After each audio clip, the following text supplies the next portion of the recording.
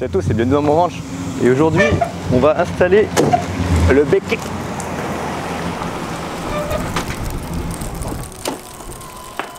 Ah, salut Pierrot. Qu'est-ce que tu fais? J'allais monter mon aileron sur la voiture. Ouais, mais là, t'es en train de faire une vidéo pour ta chaîne, là. Ouais. Mais là, sauf qu'on est sur ma chaîne aujourd'hui, là. Ah bon? Bah oui, regarde, il y a la caméra là-bas. Ah oui, j'avais pas vu. Salut. Vous êtes bien sur la chaîne d'American Roads. Aujourd'hui, on va faire une vidéo. Du coup, avec toi, on va la faire ici. Ok. On va la faire ensemble. Bah allez. C'est quoi que t'avais prévu? Le béquet. Béquet. On va installer le béquet. Eh ben, on va installer un béquet. Voilà. C'est bon? Let's go. Allez, bah, c'est parti.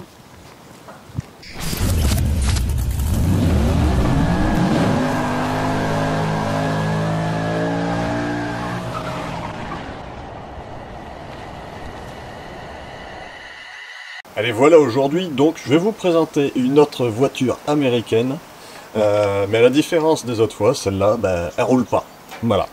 Bon, stress que pour l'instant. Le but, c'est justement de la faire rouler. Si vous l'avez pas reconnu, c'est de l'ami Jerry, de la chaîne Jerry's Ranch. Je vais mettre le lien dans la description pour ceux qui connaissent pas cette chaîne-là.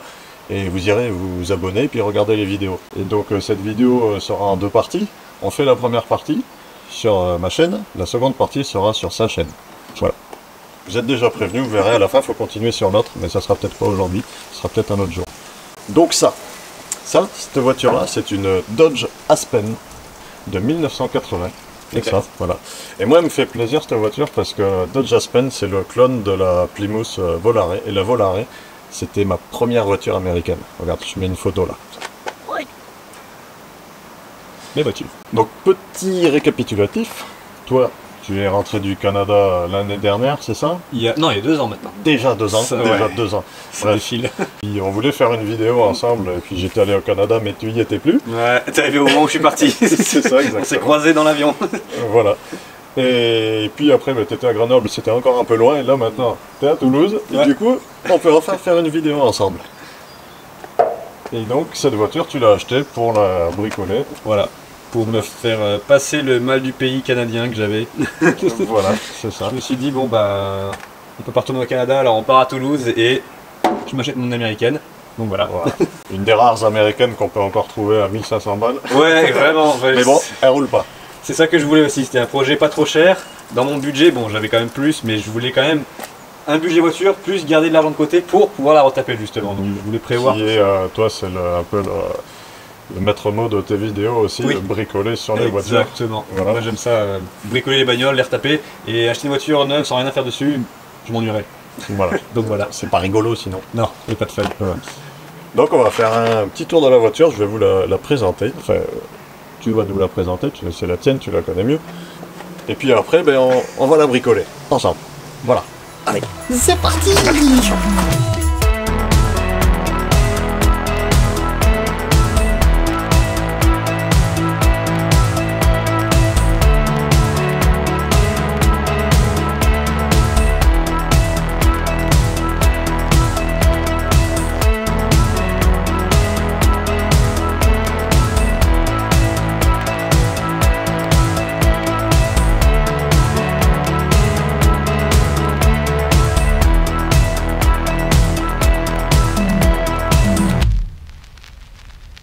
Alors cette voiture, c'est donc un coupé, parce qu'elle existe en berline, en coupé et en break. C'est une voiture quand même qui est plutôt rare, puisque qui parmi vous en a déjà croisé une en France sur la route? Une Dodge Aspen. Et surtout en 1980, c'est la seule année, première année et seule année qu'elle a les phares carrés, puisqu'avant elle avait les phares en règle. Puis la calandre est un peu différente aussi. Alors celle-là par contre, ben, c'est pas un V8. Non, non. Malheureusement, en même temps, Trop facilement. avec le prix que j'ai mis dedans, forcément, je pouvais pas tout avoir. Donc, Non, c'est le 36. 36, 3 litres 8. je crois c'est le 225 CI. Mais après, bon, c'est pas un V8, c'est dommage, mais c'est increvable. C'est aussi ce qui m'a, on va dire, motivé à acheter Dodge. Parce que ton but, c'est de t'en servir après comme voiture de tous les jours. Voilà, ça c'est ça le délire. En faire un daily driver, ça c'était pas mal. Alors, t'as déjà pas mal bossé dessus. Exactement. Bon, bah, déjà, j'ai vérifié que le moteur n'est pas grippé, il tourne à la main, donc nickel, c'est un bon début. J'ai changé niveau allumage quasiment tout, à part les bougies. Je les ai nettoyées, mais je les ai laissées sur l'origine. J'ai changé les fils de bougies, la bobine, le distributeur, le fucking ballast résisteur là-bas. Et ça démarre toujours pas. Parce que c'est Dodge. Alors on va essayer de la faire démarrer. Et ouais, il y a eu quand même quelques vidéos là-dessus. Ouais. C'est un petit moment que je l'ai maintenant. Je l'ai acheté en... Attends, je suis arrivé en fin août ici, je crois. En fin juillet. Et début août, je l'avais acheté. D'accord. Et on est en octobre, donc le mec a pas mal chômé. J'ai pas chômé, c'est elle qui veut pas. Non, je voulais dire, le mec a pas chômé. Ah, ouais. J'ai dit l'inverse. Ouais, c'est ça. Tiens, on va voir l'intérieur, parce que l'intérieur est pas mal. Ces âmes. Alors là, on est clairement dans une voiture des années 70. Moi, j'aime beaucoup la ligne de cette bagnole, parce que ça a quand même... c'est une des dernières, je trouve, qui a vraiment une belle ligne en coupé, vraiment typique 70. D'ailleurs, c'est pour ça que tu l'aimes bien aussi, il a un peu un look un peu de muscle car. Exactement. Même si c'en est pas un, il y a le look, c'est déjà C'est ça. ça. Et à l'intérieur, on est dans les années 70. C'est quand même, il y a pas trop, il y a juste ce qu'il faut. C'est un petit T'as dépouillé. du simili-cuir un peu partout, un volant tout simple. La moquette, pour voir la moquette de près, parce que c'est de la grosse moquette. Sur ma Volaré, j'avais un truc, mais c'était encore plus moquette, c'était épais comme ça. T'avais l'impression qu'ils avaient pris le mouton, qu'ils l'avaient mis par terre.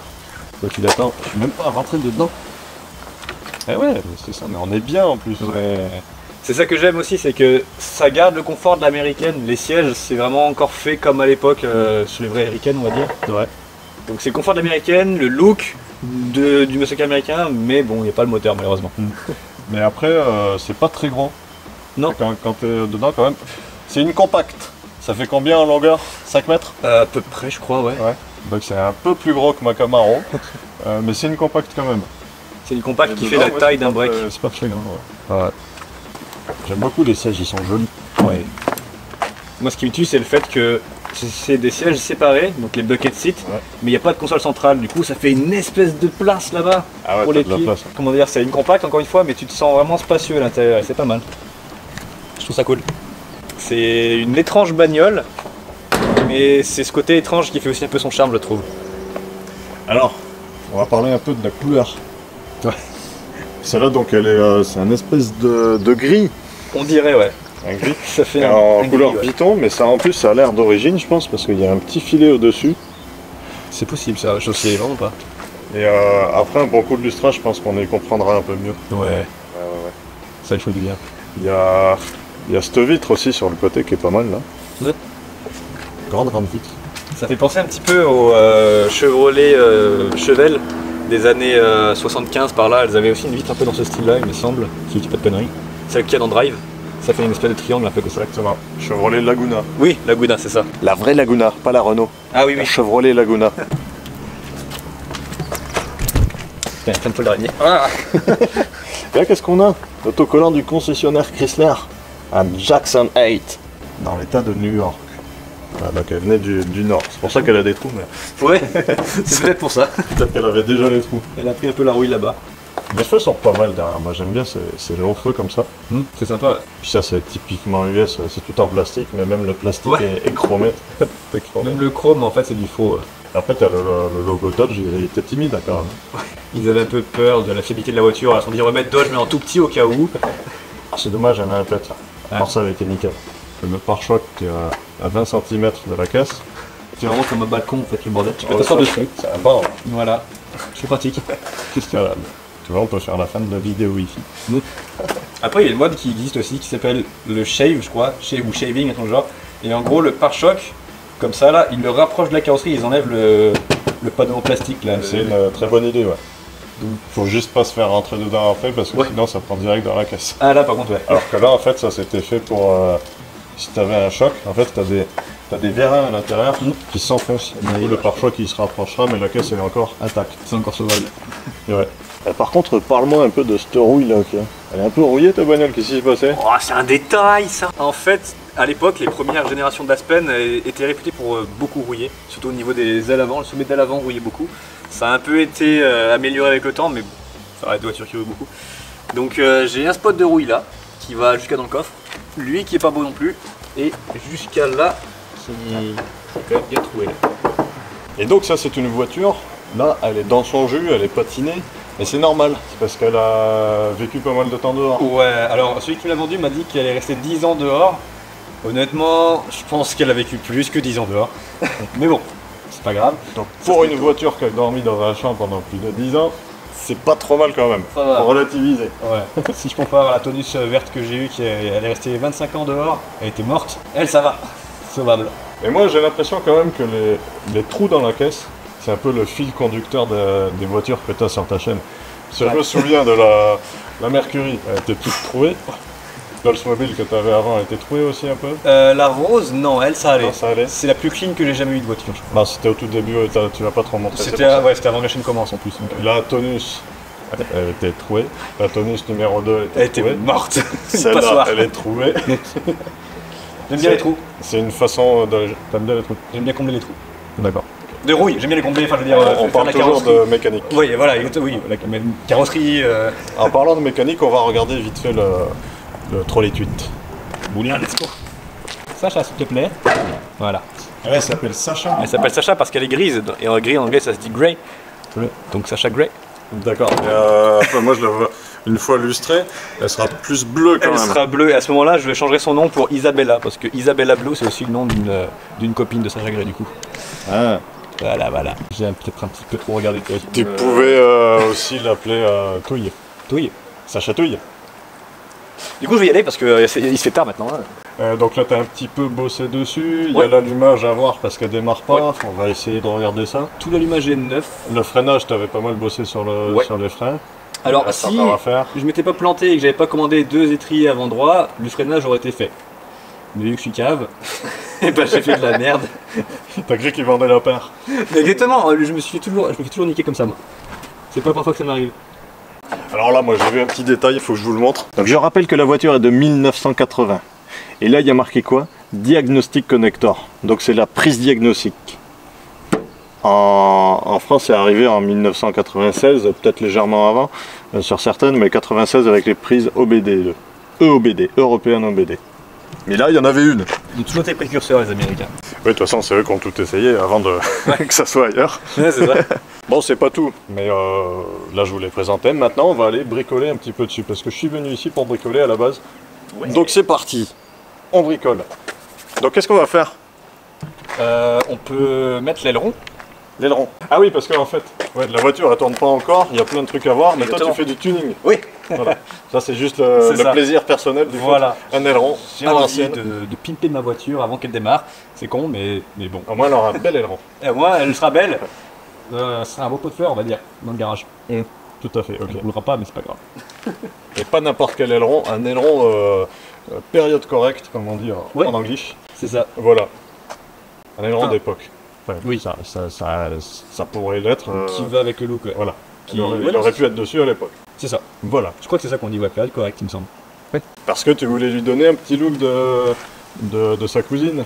Exactement. La Duster ou la Demon en fait, Dodge Demon en fait, qui a été, parce que réellement c'est la Plymouth Duster a été remplacée par la Volare. Ouais, c'est ça. Et pareil pour chez Dodge. La Volare et puis la Aspen. En gros, c'est juste sa descendante.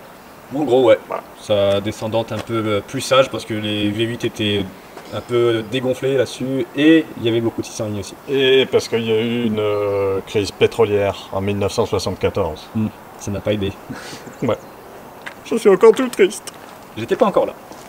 Moi non plus. Alors. Donc, ce briquet, tu me le montres? Ouais. Tadam. Tadam. Voilà le tech. Alors moi par contre, tu vois, bah, je trouve que c'est vraiment vu et revu. Alors je pense que là... J'avoue que ça serait plus original. Là tu vois... Ça fait penser un peu à l'intercepteur de Mad Max. Mais ouais, là c'est top là. C'est pas mal, ouais, ça... Ou sur le capot aussi, c'est pas mal. Là, ouais. Là. Ah, c'est ignoble. T'en mets deux, ça fait une galerie en même temps. Ah, grave. Si je veux mettre des skis ou une planche de surf à la limite. En plus j'en ai deux du coup, vu que le premier que j'ai reçu était reçu qu'à moitié. Allez, bon, il n'y a plus qu'à prendre des mesures et... Ouais. Alors soit, déjà, on peut mesurer, prendre le mètre et puis le caler jusqu'à ce que ça soit pareil des deux côtés. Ouais. Et déjà tu peux faire un trait. Ouais, on va mettre du scotch du carrossier. Enfin, pas que la peinture en risque grand chose, mais... Ouais, non, ça va aller. Ça permet de faire des traits, Après, et de faire des erreurs surtout. voilà. Ok. Là, ça me semble pas trop mal. Ça me semble pas trop mal, ouais. Ça ou... Et plus là. Je vais faire le mec indécis. Alors, en partant de là, on est à 28. Après, c'est vrai qu'il faut aussi prendre en compte que la pâte était là, mais après les vis vont être plus par là-dedans. Oui, oui, oui. Faut prendre la mesure entre... tu retournes le truc en fait et tu prends la mesure. Surtout ce qu'il faut se dire, il y a 91 entre les deux. Bah, à la limite, tu mesures d'un côté à l'autre du coffre, t'enlèves 91, tu divises par 2 et tu sauras quelle distance on a entre un pied et l'autre, et le bord. Je suis perdu à partir du moment où t'as dit salut, ça va, c'est Pierrot. Attends, on mesure la largeur. Voilà, ça fait combien ça? Ça fait 149. 149. T'enlèves 91, Ça fait 12. un peu plus quand même. 35. On va faire ça précisément. Je suis très très mauvais en calcul mentaux. Donc, ça tu vois, c'est fait exprès pour faire ça. Exactement. Donc nous avons la calculatrice. On avait dit combien déjà? 149. Tu peux en mesurer, bah ça si. Allez, bras cassés. Mais attends, on va le faire à l'endroit où on met ça, si jamais... Ouais, 149. 149. Donc 149. Moins la distance entre les trous de montage. Donc 91. Moins 91. Qui fait 58. Si je divise par 2, ça fait 29. Théoriquement, si tu prends de là à de là, 29, et de là-bas à de là-bas, 29, tu tomberas pile là où tu as les trous. 29. 29. Voilà. Voilà, pareil de l'autre côté, il faut qu'on rajoute du soc. Il a un goût dégueulasse le feutre. Il a un goût quoi, feutré un peu? Un peu, ouais. Ça goûte, tu vois, un genre de... Bah ouais, de la feutrine dégueulasse là. Je dirais que ça. Ouais. Oh, pile au milieu, très bien. trop bon. T'as l'œil, hein? Putain. Voilà. Voilà. Donc, déjà, 29. on a normalement il sera centré. Maintenant, Nickel. faut le centrer par là, par rapport bah où oui. tu veux le mettre. Là on avait dit... On a mis le scotch à peu près à 40 quasiment. Ouais, je l'avais mis dessus. Donc ça sera comme ça. En fait, on vient de se rendre compte que c'est un aileron de Mustang. C'était le moins cher hein, sur Summit alors. Et ouais, parce qu'il faisait pas d'aileron de Dodge. Ben si, mais c'était pas du tout plus cher. Ouais, c'était pas les mêmes tarifs. D'accord. Puis pour le projet que j'ai, on va dire, j'avais pas envie de mettre des 100 et des 1000 là-dedans. Donc là j'ai 40. Tu sais quoi, je viens d'avoir une idée. On va prendre un petit peu de hauteur pour voir ça, parce que c'est bien de le voir d'en haut. Tu vas voir. Ça ressemble fois. Je fais semblant de calculer pour avoir l'air intelligent, mais je sais absolument pas ce que je raconte. Oh.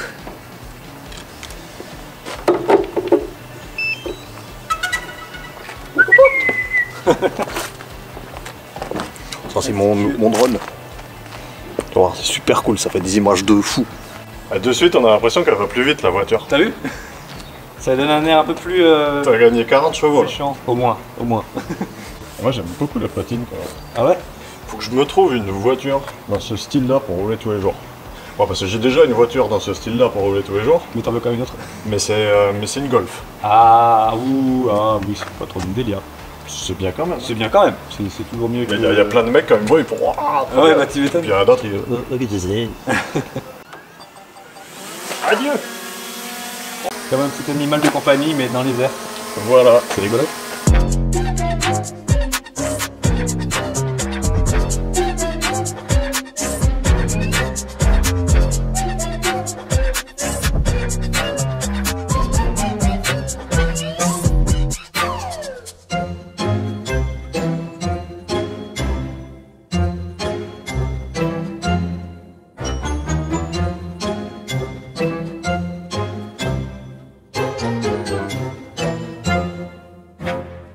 Qu'est-ce que tu fais?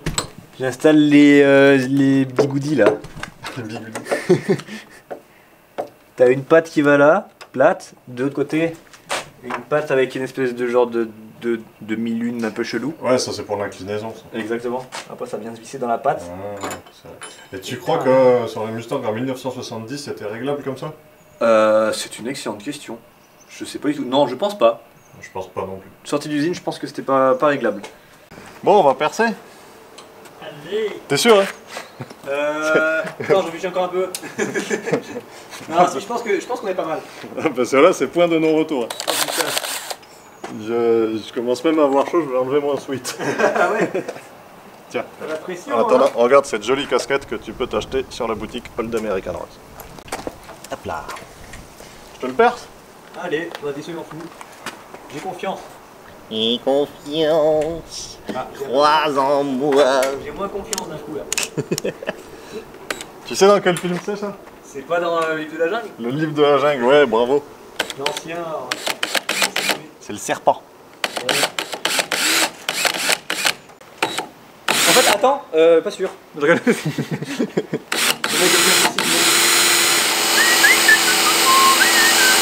On va peut-être dû faire plus petit au début. Ça va, ça visse. Ah, j'ai fait une épaisseur.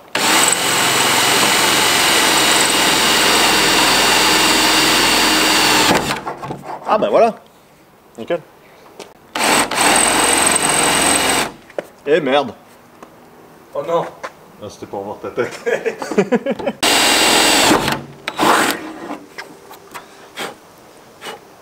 On va peut-être mettre de l'anti-rouille après aussi pour pas que ça rouille. Ah, ça fait pas mal, ouais. Parce que ça commence comme ça et puis après ça finit comme l'aile.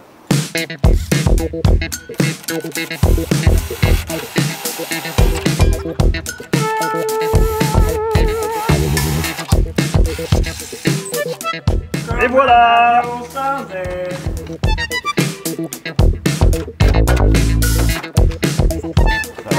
Attends, peut-être rentrer les deux en même temps. Ouais. Vas-y, enfonce-le. Ah voilà. Voilà, maintenant faut visser. Faut ouvrir le Nickel. coffre. Ah oui, ah bah oui. Les vis, C'est une marque de jean. Oui.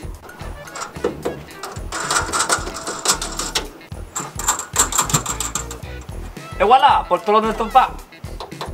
Artigiani de la qualité.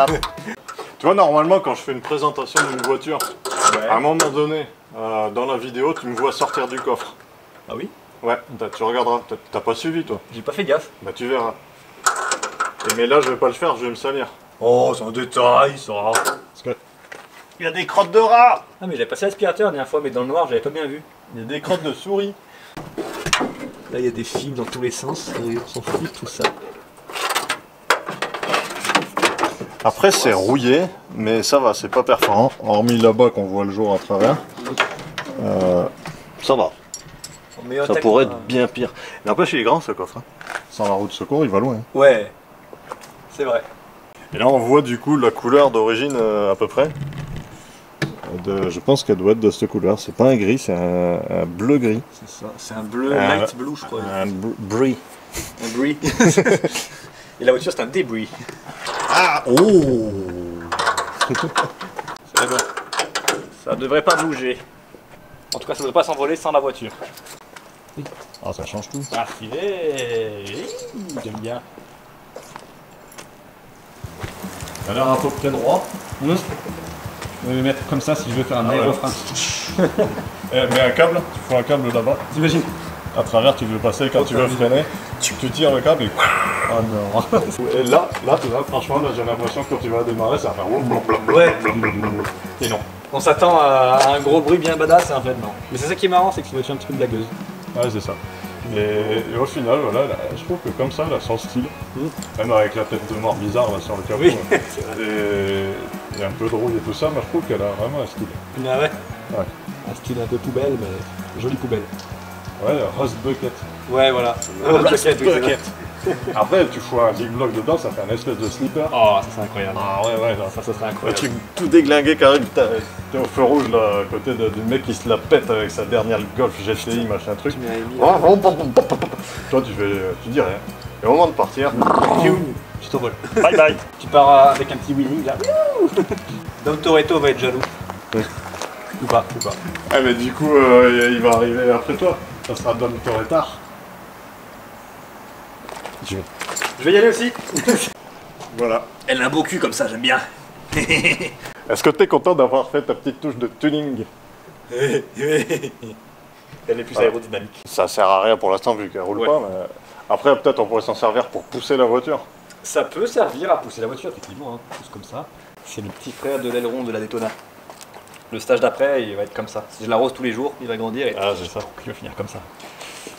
Du coup maintenant, on fait en sorte qu'elle démarre.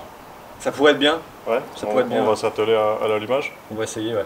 Allez, ben c'est Ouais. parti. Voilà, allez on continue là.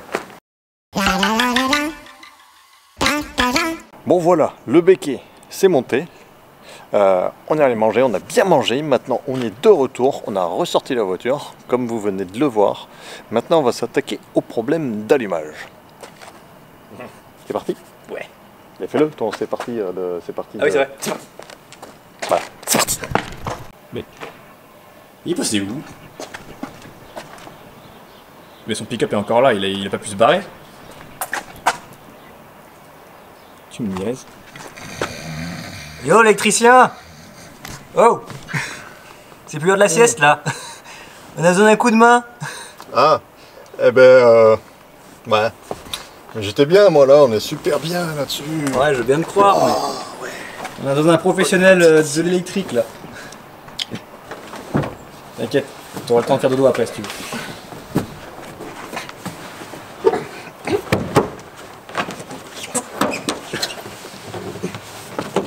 C'est...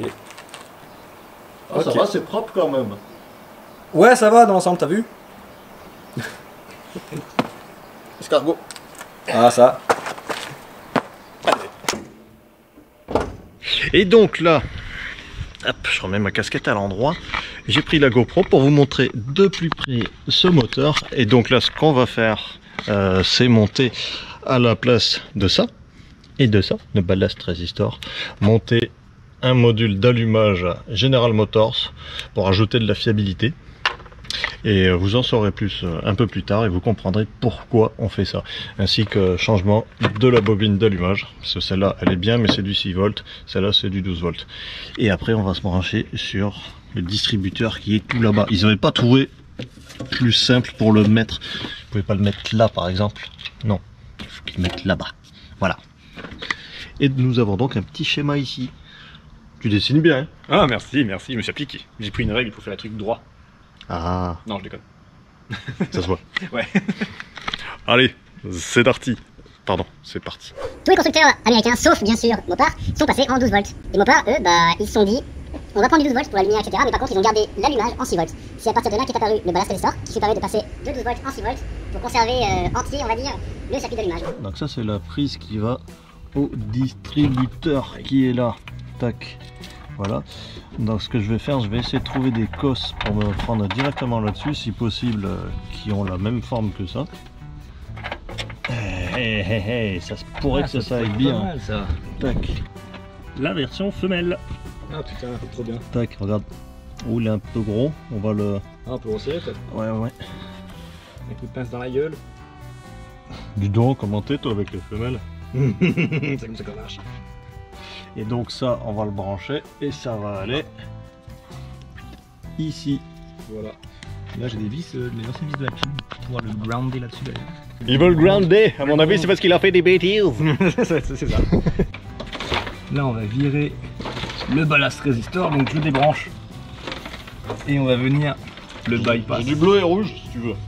Oh c'est joli bleu. Est-ce que, ouais, toi t'as pas sur ton schéma, c'est pas censé correspondre à certaines couleurs ou quoi? Pas spécialement. Le schéma, Parce il est après en le noir. rouge en général c'est le plus, ça serait bien de garder le plus pour le B déjà. Ouais. Certain, celui-là. Donc celui-là on mettra un rouge. Tiens. Ah. C'est quoi, à la place du orange, je vais mettre un orange. Ah bah encore mieux. Alors il te faut quelle longueur? T'as 6 mètres. Vas-y.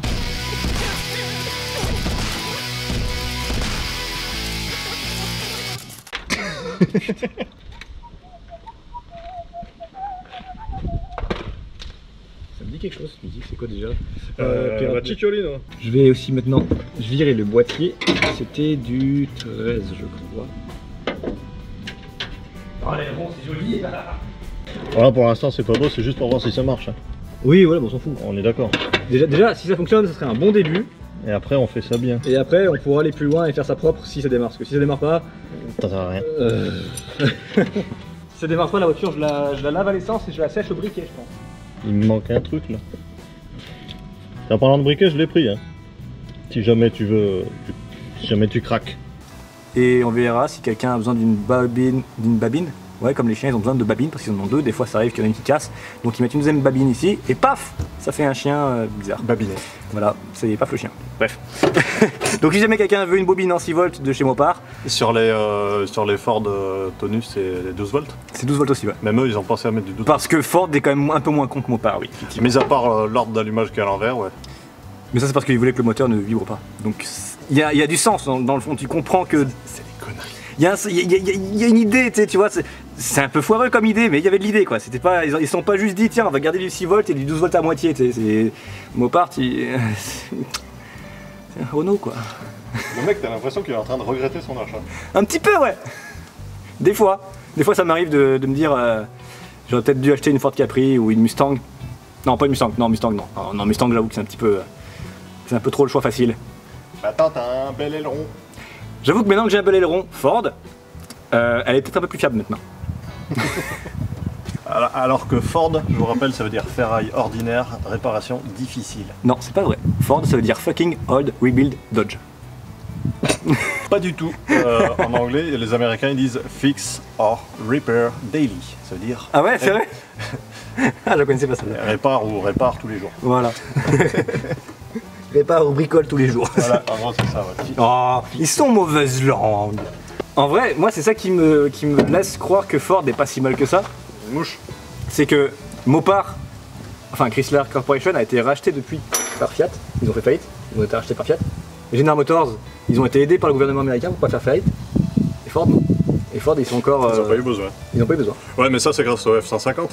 Et la Mustang, et la Pinto qui, malgré qu'elle a explosé, c'est quand même bien vendu. Donc, lui déjà. Ouais, attends, parce que lui, il m'enquiquine un petit peu. Enquiquine. Il y a Kiki dans le Kiki. J'avoue. Il y a Kiki dans mon Kiki. Moi j'ai choisi le plus simple, on va dire, celui qui me coûte le moins cher, c'est-à-dire j'achète une bobine, j'achète le HEI et fini. C'est pas ça le HEI. HEI c'est compris. Ouais, mais j'appelle ça HEI, parce que c'est comme ça qu'ils disent les Américains. Enfin, en tout cas, l'Américain que je regarde et qui a fait ça. Donc, on a... Ça s'appelle en anglais Ignition Module. C'est un module d'allumage. C'est ça. Ignition Module. D'ailleurs, amis qui roulaient en General Motors et qui avaient un allumage HEI, je vous conseille d'avoir un module de RAB.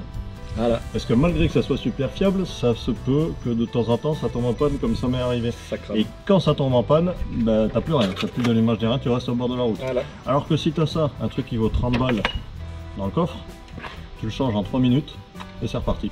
Voilà. Ne me reversez pas, pas la peine. Ok, donc là maintenant on a notre bobine, le plus il est là, le moins il est lolo. Heureusement c'est marqué sur la bobine. Lolo. Lolo, check ça. Tu vas chier à terre. Ça va, non? Check ben ça, tu vas chier à terre. C'était style là. Donc maintenant on va partir un fil qui part de notre bypass, qui va aller jusqu'au plus de notre coil. Et ensuite le fil qui va au plus du coil va partir sur la face B de notre HEI. Face B. Ouais. Oui, enfin le pôle B, je veux dire. Le pôle position. Pôle position qui m'emmène dit glaçon. Pardon. Ensuite, le moins du coil va aller sur la phase C de l'HEI. J'ai cogné la tête dans la dernière. Ça fait mal. Bordel. Il y en a donc ben du filage dans cette affaire là. Tu trouves? J'ai pas celui que je cherche. Merde. Je voulais un noir ou un marron. Et t'as ni un ni l'autre? On n'est pas raciste. Si, j'ai celui-là. Ah, bah voilà. Après, niveau section, ça donne quoi? Parce que là, ils sont gros quand même. En général, les noirs ils sont toujours plus mieux formés. Ils sont... Ouais.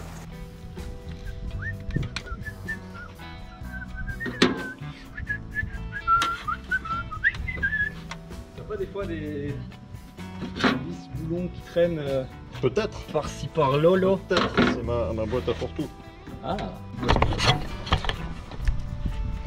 Alors là, voilà mon petit stock. Qu'est-ce que j'ai là-dedans? J'ai même de la gaine si tu veux. Oh, putain, regarde, j'ai même une prise d'attelage. Ah bah on peut mettre un attelage aussi si on Je veut. crois que c'est celle que j'avais sur le GMC. Ah ouais. Et regarde, en fait, ce qu'ils avaient fait, tous les fils, ils étaient rouges. Ah ouais.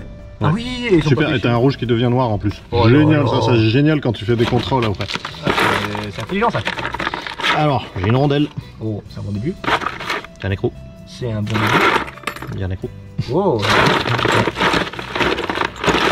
Sinon, j'ai de l'auto-perfo. Ah ouais. Je vais planter dans la caisse. J'ai des clips. J'ai un tuyau. Une ampoule. Pas mal, ça aussi. J'ai un jeton de caddie. Oh.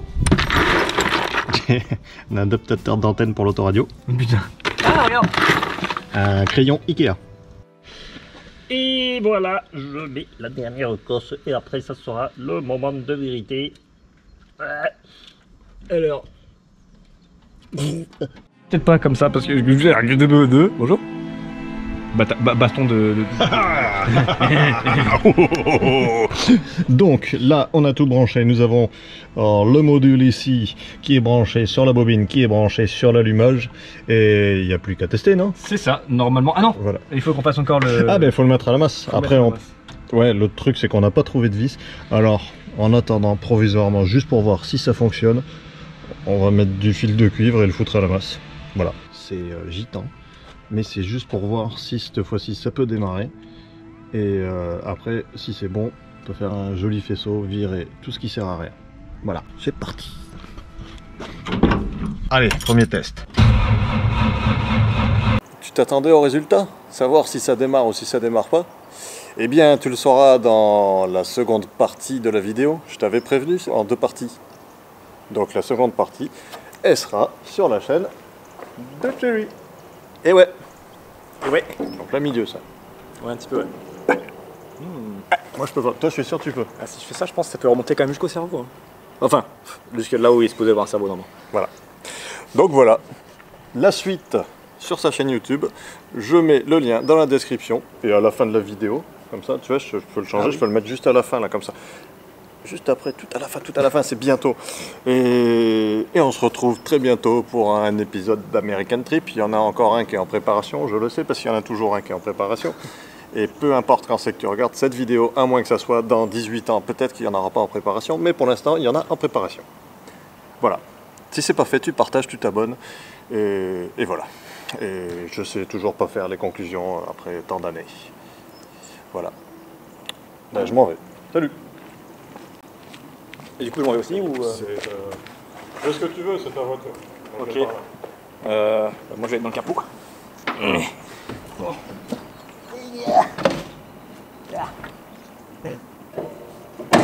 Aïe!